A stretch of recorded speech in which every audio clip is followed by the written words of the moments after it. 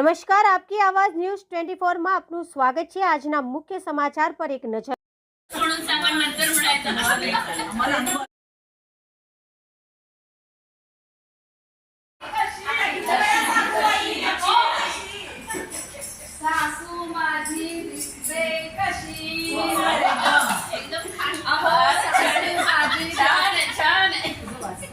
मला ती गोरी पान नाही पण मनातून काळी लोक म्हणतात की गोरी पांढर आहे पण मनातून काळी आहे। तुम्ही काळा गॉगल लावला असेल म्हणून तुम्हाला काळी दिसते, अशा नाही काही गोरी मनातून काळी आहे।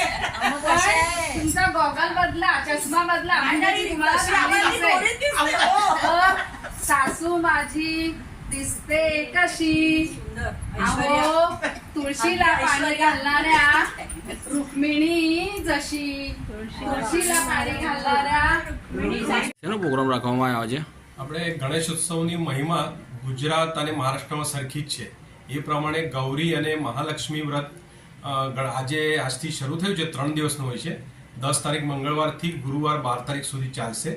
અને જે રીતે પ્રમાણે અષ્ટવિનાયક મહાગણપતિનો આપણે જે ઉત્સવ હોય છે એ પ્રમાણે આ ઉત્સવ હોય છે। હું પ્રતાપ રાંજણગાંવકર મોનાલિસામાં અમે આ ઉજવીએ છીએ। આપણા મહારાષ્ટ્રીયન બ્રાહ્મણો દ્વારા ઉજવવામાં આવે છે।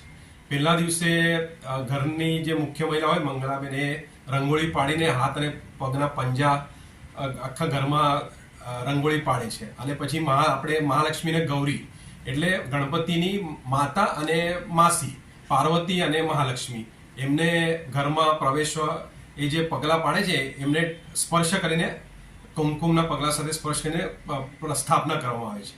અને એ દિવસે વેડમી અને લાડુનો પ્રસાદ એમને ધરવામાં આવે છે, જમાડવામાં આવે છે।